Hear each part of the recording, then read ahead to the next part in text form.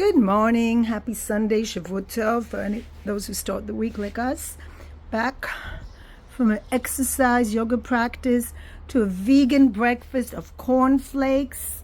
This is soy yogurt, and I cut up apple. I'm a little bit lazy. If you shred it, it's even nicer. And I forgot the cinnamon. And actually, sometimes I use honey because I prefer the taste of honey. Sorry, I'm not completely vegan. But this is quite good breakfast, in my opinion.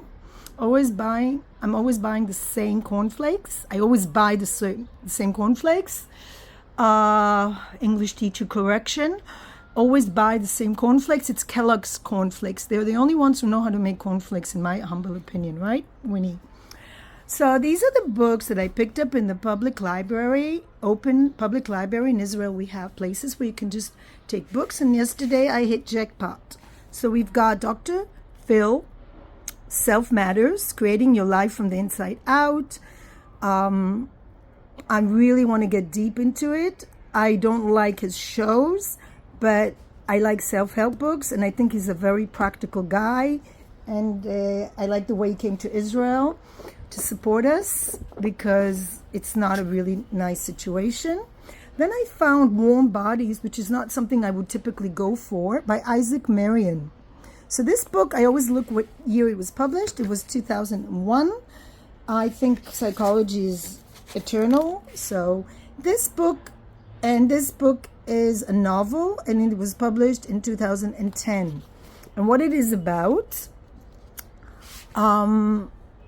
it says, I never thought I could care so passionately for a zombie. I actually, when I opened it, I said, no, this is not my type. So it's a strange and unexpected treat. A thinking woman's zombie. Ari's a zombie. Well, that's my ex-husband's name. Ari's a zombie. He has no name, no memories, and no pulse, but he has dreams. He's a little different from his fellow dead. Amongst the ruins of an abandoned city, Ari meets a girl. Her name is Julie. She's the opposite of everything he knows, warm and bright and very much alive. Sounds like my relationships. She's a blast of color in a dreary gray landscape. Sounds like all my relationships. For reasons he cannot understand, Art chooses to save Julie instead of eating her. Well, mine was not this experience.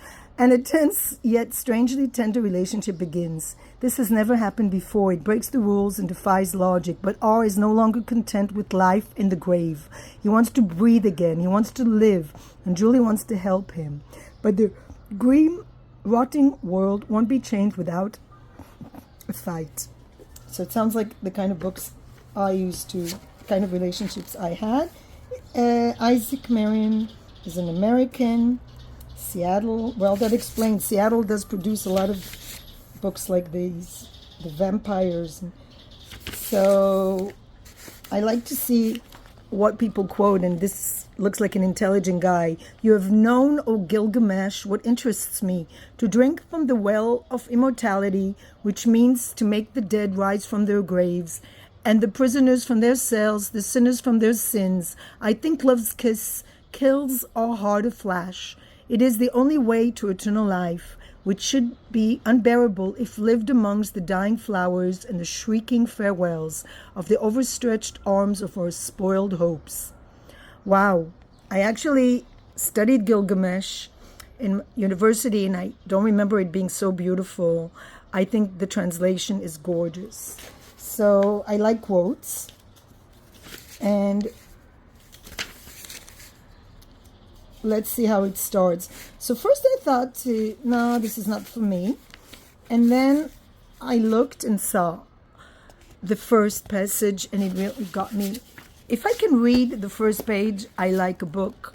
Then I usually stick to it. I am dead, but it's not so bad. I've learned to live with it.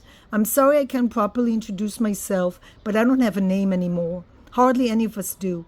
We lose them like car keys, forget them like anniversaries. Mine might have started with an R, but that's all I have now. It's funny because back when I was alive, I was always forgetting other people's names.